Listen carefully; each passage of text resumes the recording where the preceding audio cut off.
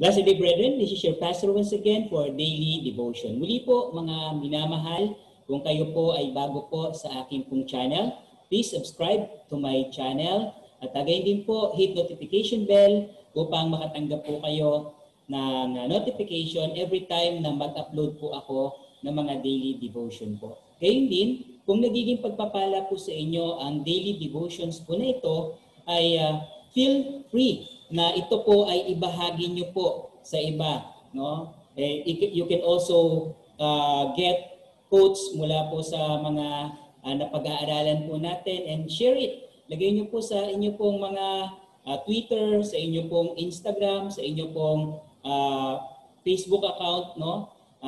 Sa My Day nyo po, no? Para maging pagpapala din po sa iba kung ano man po ang ating pong mapulot na pagpapala mula po sa salita po ng Panginoon.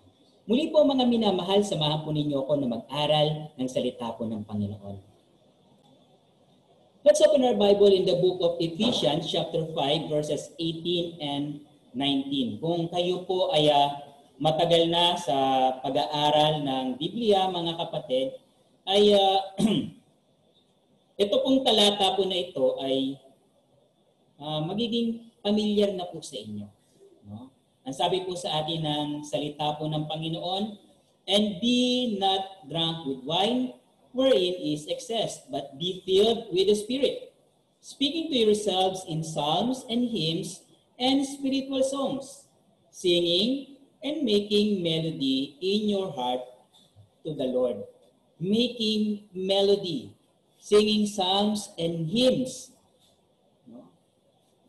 It is something na marami po tayo na pamilyar dito, pero bibihira po talaga ang tunay na nagaganap po ito sa kanilang buhay. Isang halimbawa na lang po kapag panaoras ng ating pong pananambahan sa ating pong mga services, no?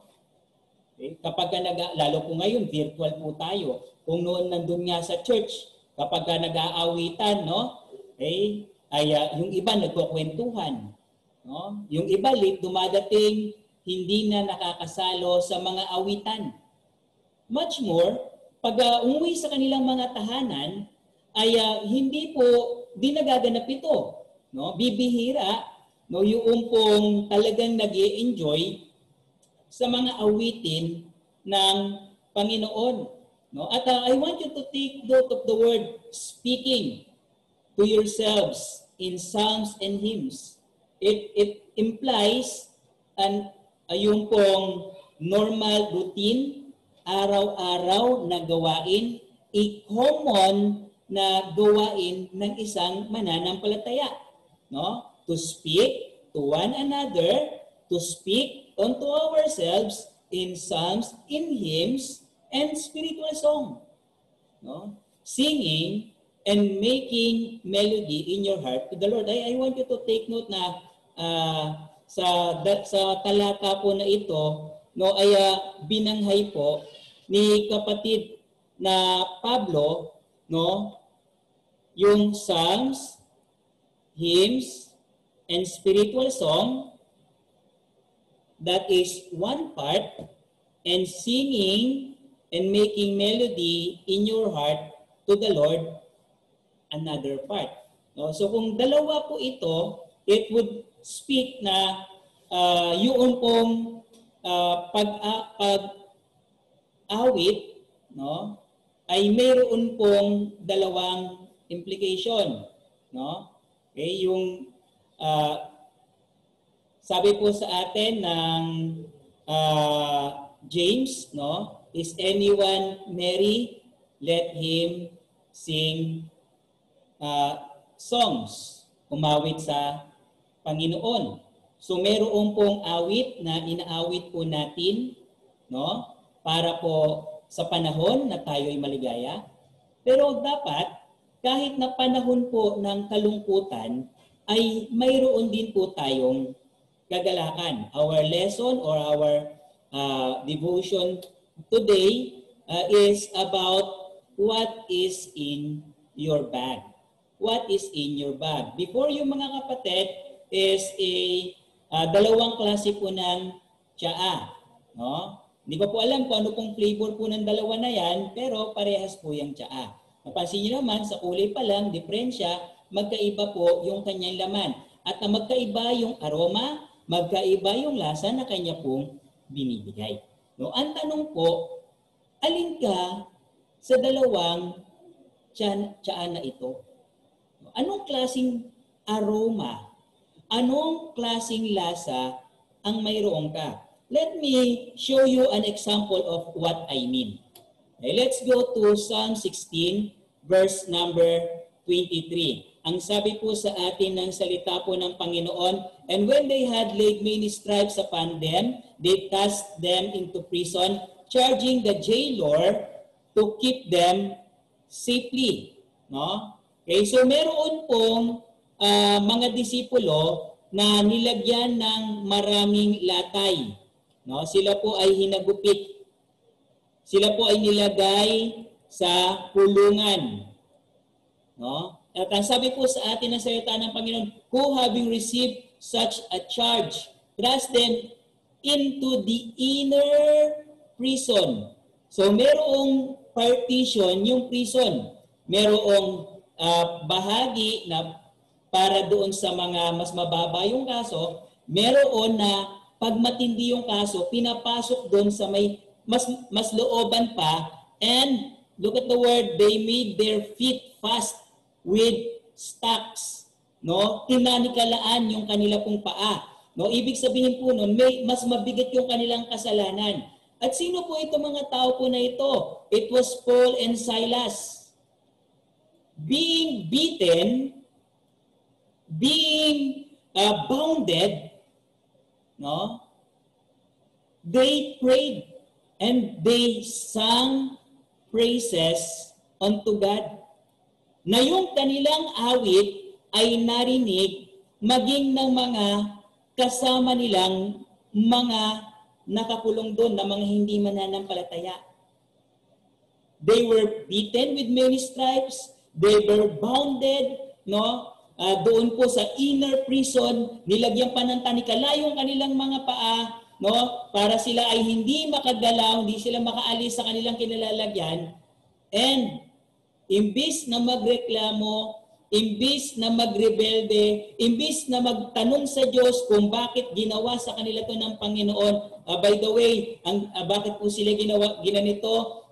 Because of their preaching, because of their witnessing, no? Because of their testimony. Yan.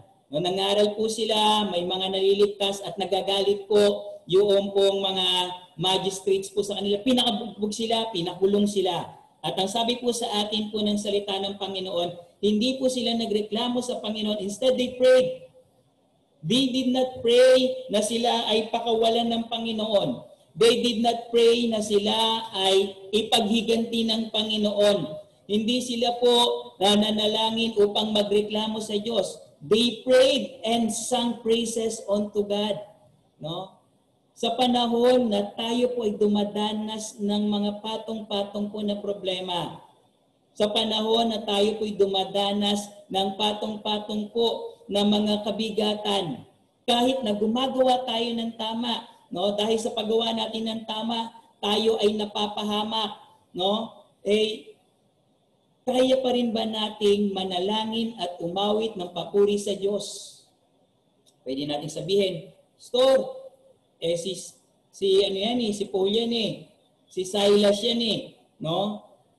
Pakinggan po natin yung sinabi po ni Pablo. Ano po yung testimonya po ni kapatid na Pablo po sa atin? Let's go sa 2 Corinthians chapter number 11 verse number 28. Alam po natin na ang 2 Corinthians, ang sumulat po nito ay si Pablo. Ang sabi niya, besides those things that are without, o yung problemang dinadanas nila sa labas, katulad po na nangyari sa kanila sa Acts chapter number 16, no? That which cometh upon daily. I want you to take note. Meron pa silang araw-araw na kinakaharap. Hindi sila araw-araw na pinipersecute, hindi sila araw-araw na kinukulong, pero may araw-araw silang hinaharap. Ano po yon? The care of all the churches, yung pong mga kabigatan, no, mga concern, no, ng mga churches na kailangan po niyang i-address. At ano ang sabi niya? Who is weak? And I am not weak. Who is offended? And I burn not. Sabi niya, sino bang hindi marunong ma-offend? Sino ba ang hindi nangihina? Sino bang hindi nakakaranas ng burnout? Sabi niya, ako rin naman nangihina. Ako rin naman na-offend. Ako rin naman ay nabe-burn out. So you see, Paul is a normal being na kagaya mo. Pinanghihinaan din, napapagod din, natitisod din, nanghihina din, nalulungkot din, nasasaktan din. So hindi natin pwede sabihin, si Paul yan eh, si Silas yan eh, si Peter yan, kaya sila ganyan. Hindi mga kapatid, mga normal na mga tao po silang kagaya mo. Ano po yung pagkakaiba? Ano po yung pagkakaiba po nila sa atin? Yung talata po natin kanina, yun po yung susi. Ang sabi po sa atin ng salita po ng Panginoon, be filled with the Spirit, singing to yourselves in psalms and hymns and spiritual songs. Bakit makapagpupuri pa rin sa Panginoon? Bakit hindi magpapakita ng masamang testimonya sa likodan ng maaaring tayo ay na-offend, na tayo ay persecuted, tayo ay problematic? No? Okay. If we let the Holy Spirit have His work in our lives. Yun po yung problema po sa atin. Hindi natin hinahayaan ang banal na Espiritu na gumawa sa atin pong buhay. Ang tendency po natin mga kapatid, na kapag tayo ay nasave, no, ay sinasabi natin sa Panginoon as if, Lord, ako nang bahala dito. Hindi mo na ako kailangan tulungan. I can do it on my own. Mga kapatid, hindi po. We need the Holy Spirit of God. No? Para saan po? No? We need the Holy Spirit of God, no, to lead us. And we need to cooperate with Him. No? Kailangan po natin makipagtulungan sa Kanya. Ang sabi po sa atin ng Psalms 23 verse number 3, He restored my soul. He leadeth me, look at the words, He leadeth me in the paths of righteousness. We need to cooperate kung saan po tayo dinadala po ng Panginoon sa landasing matuwid. Ang problema po kasi marami po sa atin, gusto natin tayo yung masunod. Gusto natin yung sarili po nating diskarte. Mga kapatid, hindi po tayo makakapamuhay sa buhay pananampalataya ng consistent, yung faithfulness, no, meron pong continuous joy and peace without the leading of the Holy Spirit. We need to cooperate with Him. No? We need to cooperate kung saan niya po tayo dadalhin. Hayaan po natin na magkaroon ng malayang pagkilos ang banal na Espiritu po sa atin. Hindi po diskarte natin ang ibig kong sabihin. Hindi po yung alam nating paraan. No, there's a man in the Old Testament na lagi niyang ginagawa yung sarili niyang paraan until the Lord gave him an infirmity na hindi niya na magagawa kung ano yung sarili niyang diskarte. Siya ay aasa sa Panginoon. And I'm talking about Jacob. Si Jacob po, laging diskarte niya ginagamit niya. Pinangakuan siya ng Panginoon na i-bless siya. Anong ginawa niya? Gumawa siya ng diskarte. No? Ginawa niya, pinaglihin niya. No? Yung mga baka na at mga flock ng kanyang father-in-law. Sarili niyang diskarte. No? Para yumaman. Para magkamal ng kung ano sa kanyang, samantalang pinangakuan na siya ng Panginoon. Nung umuwi sa kanila, diskarte niya na naman sarili. No? Diskarte niya na naman sarili. Pinag-iwahiwalay niya yung kanyang mga pamilya. No? Para hindi sila, kapag nilusob sila, hindi sila agad malulupig. No? Pero pinakita sa kanya ng Panginoon na ang tanging ang Panginoon lamang ang kanyang kailangan. We need to cooperate with the Holy Spirit. Pangalawa, we must be convicted by the Holy Spirit. Ang sabi po sa atin ng Revelations 2:29, he that hath an ear, let him hear what the Spirit saith unto what? Unto the churches. Kumusta po yung atin pong pandinig?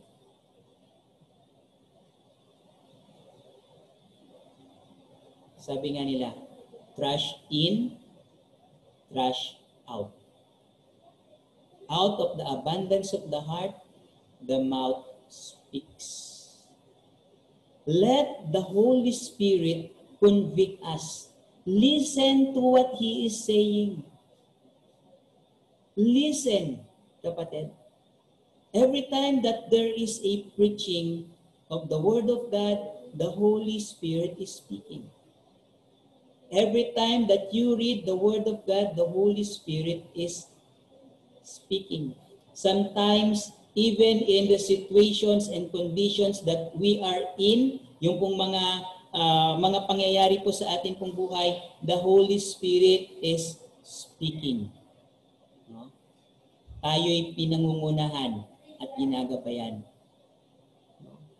We just need to be sensitive. Kung hindi mo naririnig ang Banal na Espiritu, ang problema, sabi po sa atin ng 1 Corinthians chapter 2, no? Yung salita ng Panginoon, it is spiritually discerned. Maybe, just maybe, carnal na tayo. Kaya hindi na tayo sensitibo sa pangungusap ng Banal na Espiritu. Be convicted by the Holy Spirit. And thirdly, no, be controlled by the Holy Spirit. Be not drunk with wine wherein excess, but be filled with the Spirit. Filling means being controlled. No? Hindi lamang po tayo ay makipag-cooperate sa Banal na Espiritu kung hindi bigyan natin siya ng malaya pong pagkilos. Do what is necessary. Gawin kung ano yung nararapat para mangyari at maganap ang kalooban po ng Panginoon. Let the Lord do His work freely sa ating pong buhay. Let Him control how we think. O hayaan natin po i-kontrolin ng Diyos kung ano po yung tatakbo po sa ating pong isip. Hayaan po natin ang Banal na Espiritu ang mag-control po ng ating pong labi. Hayaan po natin ang Banal na Espiritu mag-control po ng ating pong mga kamay. Hayaan natin ang Banal na Espiritu mag-control ng ating mga paa. Hayaan natin ang Banal na Espiritu mag-control ng ating appetite. No? Give in sa control ng Holy Spirit. Let Him have the full control in your life. At magkakaroon ng pagbabago sa iyong tibag. Kung papaano po tayo rumiresponde sa mga bawat pangyayari sa ating pong buhay. Ito po ay sumasalamin ng kung ano ang meron tayo sa loob. Be filled with the Holy Spirit. Be led by the Holy Spirit. Be convicted by the Holy Spirit. Ito lamang po ang paraan para po tayo ay magkaroon ng tamang response sa lahat na nangyayari sa ating pong buhay. Mabuti man po ito o masama. God bless you all, brethren.